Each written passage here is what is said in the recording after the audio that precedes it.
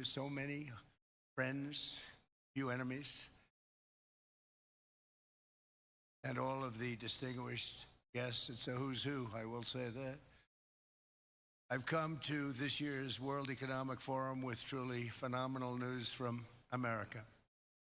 Yesterday marked the one-year anniversary of my inauguration, and today, after 12 months back in the White House, our economy is booming, growth is exploding, productivity is surging, investment is soaring, incomes are rising, inflation has been defeated, our previously open and dangerous border is closed and virtually impenetrable, and the United States is in the midst of the fastest and most dramatic economic turnaround in our country's history. Under the Biden administration, America was plagued by the nightmare of stagflation, meaning low growth and high inflation, a recipe for misery, failure, and decline. But now, after just 1 year of my policies, we are witnessing the exact opposite: virtually no inflation and extraordinarily high economic growth. Growth like I believe you'll see very shortly our country has never seen before, perhaps no country has ever seen before. Over the past 3 months, core inflation has been just 1.6%. Meanwhile, fourth quarter growth is projected to be 5.4%, far greater than anybody other than myself and a few others had predicted. Since the election, the stock market has set 52 all-time high records. So that's in 1 year, 52 records, adding $9 trillion in value to retirement accounts, 401ks, and people's savings. People are doing very well. They're very happy with me. Since my inauguration, we've lifted more than 1.2 million people off of food stamps, and after 4 years in which Biden secured less than $1 trillion of new investment in our country. Think of that, 1 trillion, substantially less than that. In 4 years, we've secured commitments for a record-breaking $18 trillion, and we think when the final numbers come out, they'll be closer to $20 trillion of investment. That's never been done by any country at any time, not even close. Just over 1 year ago, under the radical left Democrats, we were a dead country. Now we are the hottest country anywhere in the world. In fact, the United States economy is on pace to grow at double the rate that was projected by the IMF just last April. And with my growth and tariff policies, it should be much higher. I really believe we can be much higher than that. This is all great news, and it's great for all nations. The USA is the economic engine on the planet, and when America booms, the entire world booms. It's been the history. When it goes bad, it goes bad. You all follow us down. You follow us up at a point that I don't believe we've ever been. I never thought we could do it this quickly. My biggest surprise is I thought it would take more than a year, maybe like a year and 1 month. It's happened very quickly. This afternoon, I want to discuss how we have achieved this economic miracle, how we intend to raise living standards for our citizens to levels never seen before, and perhaps how you too and the places where you come from can do much better by following what we're doing, because certain places in Europe are not even recognizable, frankly, anymore. They're not recognizable. And we can argue about it, but there's no argument. Friends come back from different places. I don't want to insult anybody and say I don't recognize it. That's not in a positive way. That's in a very negative way. And I love Europe, and I want to see Europe go good, but it's not heading in the right direction. In recent decades, it became conventional wisdom in Washington and European capitals that the only way to grow a modern Western economy was through ever-increasing government spending, unchecked mass migration, and endless foreign imports. The consensus was that so-called dirty jobs and heavy industry should be sent elsewhere, that affordable energy should be replaced by the Green New Scam, and that countries could be propped up by importing new and entirely different populations from faraway lands. This was the path that sleepy Joe Biden administration and many other Western governments very foolishly followed, turning their backs on everything that makes nations rich and powerful and strong. There's so much potential in so many nations. The result was record budget and trade deficits and a growing sovereign deficit driven by the largest wave of mass migration in human history. We've never seen anything like it. Quite frankly, many parts of our world are being destroyed before our very eyes, and the leaders don't even understand what's happening. And the ones that do understand aren't doing anything about it. Virtually all of the so-called experts predicted my plans to end this failed model would trigger a global recession and runaway inflation. But we have proven them wrong. It's actually just the opposite. In 1 year, our agenda has produced a transformation like America has not seen in over 100 years. Instead of closing down energy plants, we're opening them up. Instead of building ineffective, money-losing windmills, we're taking them down and not approving any. Instead of empowering bureaucrats, we're firing them, and they're going out and getting jobs in the private sector for 2 and 3 times what they were making in government.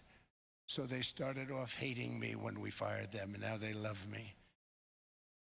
Instead of raising taxes on domestic producers, we're lowering them and raising tariffs on foreign nations to pay for the damage that they've caused.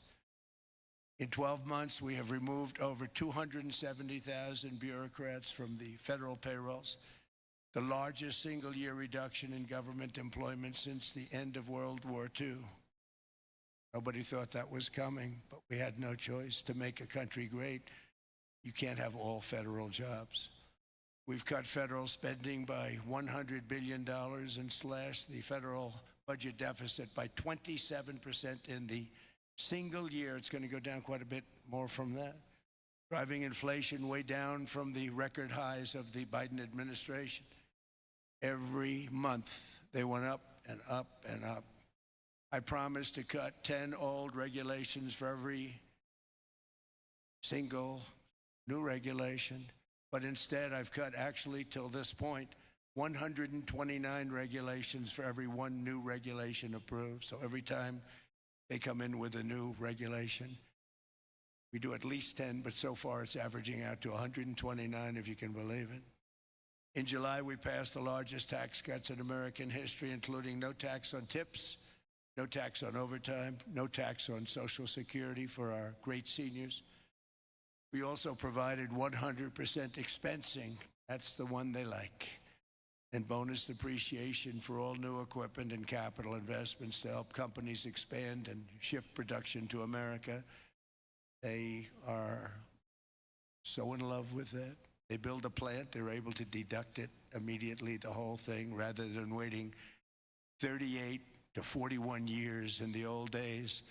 This is a miracle taking place. Nobody thought it would ever be done by any country, but it's done by us. It was what made my first term the most successful 4-year term that we've ever had from a financial standpoint. And now we've upped it. This is a 10-year program, not a 1-year program. But you're allowed to deduct everything in 1 year. It used to be 38 to 41 years. With tariffs, we've radically reduced our ballooning trade deficit, which was the largest in world history. We were losing more than $1 trillion every single year, and it was just wasted. It was going to waste. But in 1 year, I slashed our monthly trade deficit by a staggering 77%, and all of this with no inflation, something everyone said could not be done. There were a couple of brilliant people that actually thought I was doing the right thing. I thought I was doing the right thing. Now they all think I'm doing the right thing because they can't believe the numbers. American exports are now up by more than $150 billion. Domestic steel production is up by 300,000 tons a month, and it's doubling over the next 4 months. It's doubling and tripling, and we have steel plants being built all over the country. Nobody thought they'd see that. Factory construction is up by 41%. And that number is really going to skyrocket right now because that's during a process that they're putting in to get their approvals, and we've given very, very quick, fast approvals. In the process, we've made historic trade deals with partners covering 40% of all U.S. trade. Some of the greatest companies and countries in the world. We have countries as our partner, too. The European nations, Japan, South Korea. They're our partners. They've gone into massive deals with us, especially on oil and gas. And these agreements raise growth and cause stock markets to boom, not only in the U.S., but virtually every country that came to make a deal, because, as you've learned, when the United States goes up, you follow. It's really become a staple. In America, I've stopped the nation-wrecking energy policies that drive up prices while sending jobs and factories to the world's worst polluters. They are indeed polluters. Under Sleepy Joe Biden, new domestic oil and gas leases fell by 95%. Think of that. And they wonder, why was gasoline going up so fast? The gasoline actually topped $5 a gallon, and some places $7 a gallon, and more than 100 major power plants were violently shut down by incompetent people that had no idea what the hell they were doing. Under my leadership, U.S. natural gas production is at an all-time high by far. U.S. oil production is up by 730,000 barrels a day, and last week we picked up 50 million barrels from Venezuela alone. Venezuela has been an amazing place for so many years, but then they went bad with their policies. 20 years ago, it was a great country, and now it's got problems, but we're helping them. And those 50 million barrels, we're going to be splitting up with them, and they'll be making more money than they've made in a long time. Venezuela is going to do fantastically well. We appreciate all of the cooperation we've been giving. We've been giving great cooperation. Once the attack ended, and they said, let's make a deal. More people should do that. But Venezuela is going to make more money in the next 6 months than they've made in the last 20 years. Every major oil company is coming in with us. It's amazing. It's a beautiful thing to see. The leadership of the country has been very good. They've been very, very smart. The price of gasoline is now below $2.50 a gallon in many states, $2.30 a gallon in most states, and will soon be averaging less than $2 a gallon. In many places, it's already down even lower, $1.95 a gallon. Numerous states are at $1.99, numbers that nobody has heard for years. Actually, since my last administration, we got it down to around those numbers. I've signed an order directing and approval of many new nuclear reactors. We're going heavy into nuclear. I was not a big fan because I didn't like the risk, the danger. But they have the progress they've made with nuclear is unbelievable, and the safety progress they've made is incredible. We're very much into the world of nuclear energy, and we can have it now at good prices and very, very safe. And we're leading the world in AI by a lot.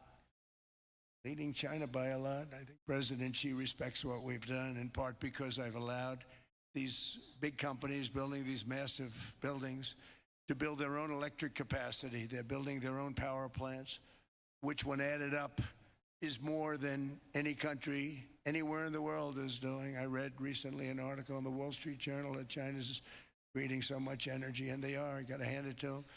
But we're creating as much or more, and we're letting them do that. I'm very proud of it. It was my idea. I said, you can't create this much energy. We needed more than double the energy currently in the country just to take care of the AI plants. And I said, we can't do that. We have an old grid system. And I came up with the idea, you know, you people are brilliant. You have a lot of money. Let's see what you can do. You can build your own electric generating plants. And they looked at me. They didn't believe me. All of the names that are, I think, in the room right now, if you want to know the truth, they didn't believe it. And I said, no, you can't. They came back 2 weeks and they didn't have the plant. They said, we thought you were kidding. He said, no, not only am I not kidding, you're going to have your approvals within 2 weeks. I always say nuclear will take 3 weeks. But most aren't going that. They're going oil and gas. They're even going coal in some cases. Because of my landslide election victory, the United States avoided the catastrophic energy collapse which befell every European nation that pursued the Green New Scam, perhaps the greatest hoax in history. The Green New Scam, windmills all over the place, destroy your land, destroy your land. Every time that goes around, you lose $1,000. You're supposed to make money with energy, not lose money. Here in Europe, we've seen the fate that the radical left tried to impose on America. They tried very hard. Germany now generates 22% less electricity than it did in 2017.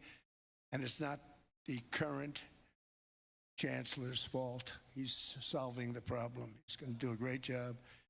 But what they did before he got there, I guess that's why he got there. And electricity prices are 64% higher. The United Kingdom produces just 1/3 of the total energy from all sources that it did in 1999. Think of that, 1/3. And they're sitting on top of the North Sea, one of the greatest reserves anywhere in the world, but they don't use it. And that's one reason why their energy has reached catastrophically low levels with equally high prices. High prices, very low levels. Think of that, 1/3. You're sitting on top of the North Sea, and they like to say, well, you know, that's depleted. It's not depleted. It's got 500 years. They haven't even found the oil. The North Sea is incredible. They don't let anybody drill. Environmentally, they don't let them drill. They make it impossible for the oil companies to go. They take 92% of the revenues. So the oil companies say, we can't do it. They came to see me. Is there anything you can do? I want Europe to do great. I want UK to do great. Sitting on one of the greatest energy sources in the world, and they don't use it. In fact, their electricity prices have soared 139%. There are windmills all over Europe. There are windmills all over the place, and they are losers. One thing I've noticed is that the more windmills a country has, the more money that country loses and the worse that country is doing.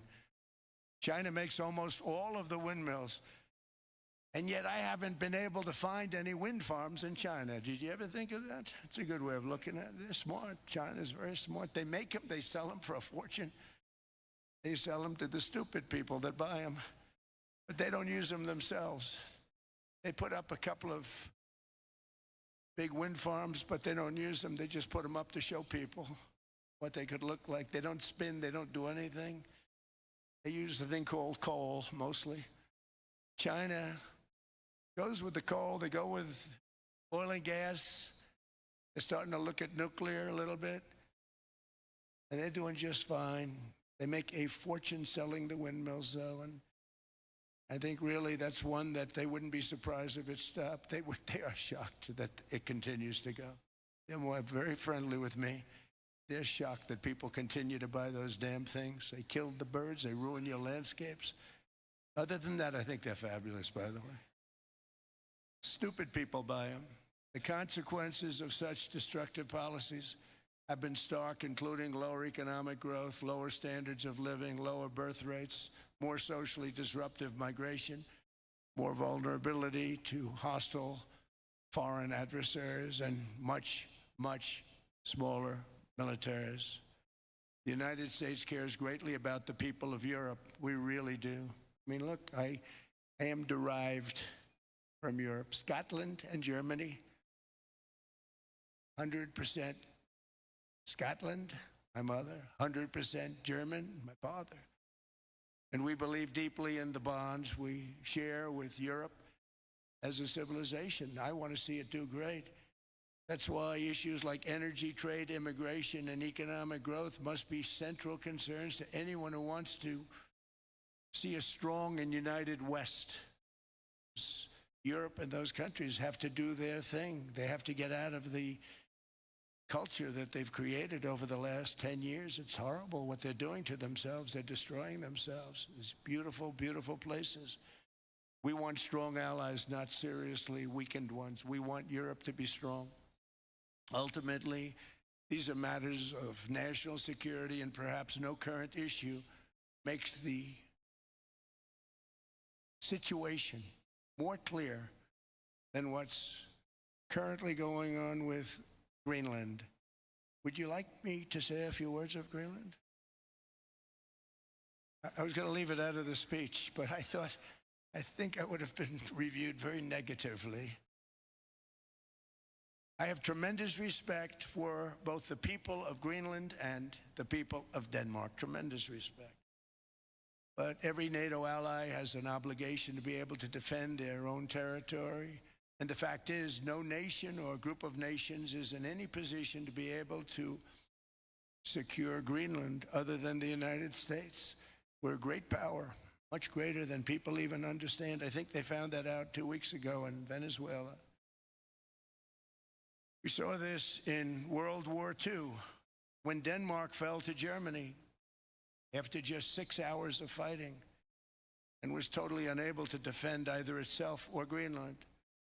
So the United States was then compelled, we did it, we felt an obligation to do it, to send our own forces to hold the Greenland territory.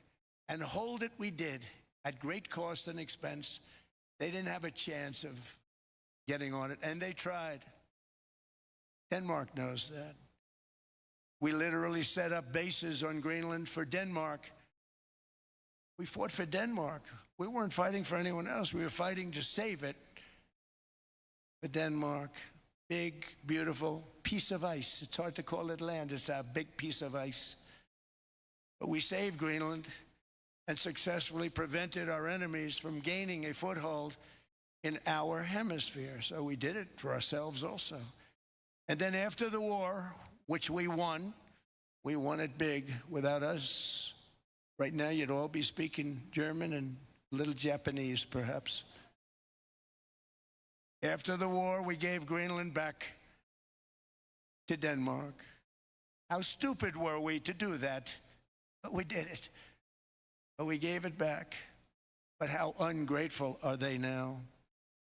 So now our country and the world face much greater risks than it did ever before because of missiles, because of nuclear, because of weapons of warfare that I can't even talk about. 2 weeks ago, they saw weapons that nobody ever heard of. They weren't able to fire one shot at us. They said, what happened? Everything was discombobulated. They said, we've got them in our sights. Press the trigger, and nothing happened. No anti-aircraft missiles went up. It was one that went up about 30 feet and crashed down right next to the people that sent it. They said, what the hell is going on? Those defensive systems were made by Russia and by China. So they're going to go back to the drawing boards, I guess. Greenland is a vast, almost entirely uninhabited and undeveloped territory. It's sitting undefended in a key strategic location between the United States, Russia, and China. That's exactly where it is, right smack in the middle. Wasn't important nearly when we gave it back. You know, when we gave it back, it wasn't the same as it is now. It's not important for any other reason, you know. Everyone talks about the minerals. There's so many places. There's no rare earth. No such thing as rare earth. There's rare processing. But there's so much rare earth. And this, to get to this rare earth, you got to go through hundreds of feet of ice. That's not the reason we need it. We need it for strategic national security and international security. This enormous unsecured island is actually part of North America on the northern frontier of the Western Hemisphere. That's our territory.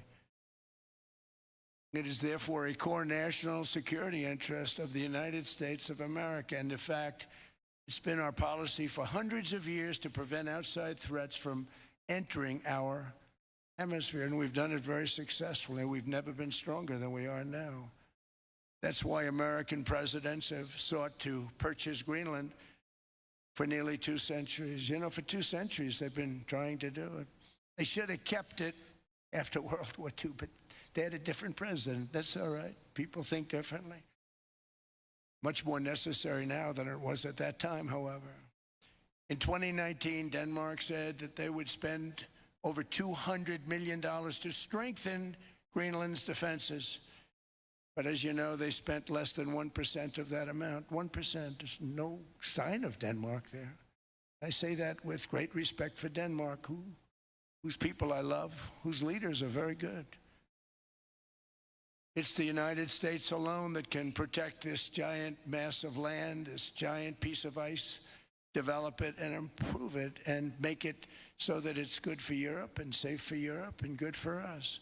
And that's the reason I'm seeking immediate negotiations to once again discuss the acquisition of Greenland by the United States, just as we have acquired many other territories throughout our history, as many of the European nations have. They've acquired. There's nothing wrong with it. Many of them, some went in reverse, actually, if you look. Some had great, vast wealth, great, vast lands all over the world. They went in reverse. They're stuck back where they started. That happens too. But some grow. But this would not be a threat to NATO. This would greatly enhance the security of the entire alliance, the NATO alliance. The United States is treated very unfairly by NATO. I want to tell you that. When you think about it, nobody can dispute it. We give so much and we get so little in return. And I've been a critic of NATO for many years. And yet I've done more to help NATO than any other president by far, than any other person. You wouldn't have NATO if I didn't get involved in my first term.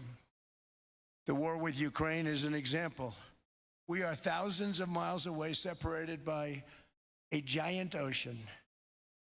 It's a war that should have never started, and it wouldn't have started if the 2020 U.S. presidential election weren't rigged. It was a rigged election. Everybody now knows that. They found out. People will soon be prosecuted for what they did. It's probably breaking news, but it should be. It's a rigged election. You can't have rigged elections. You need strong borders, strong elections, and ideally a good press. I always say it.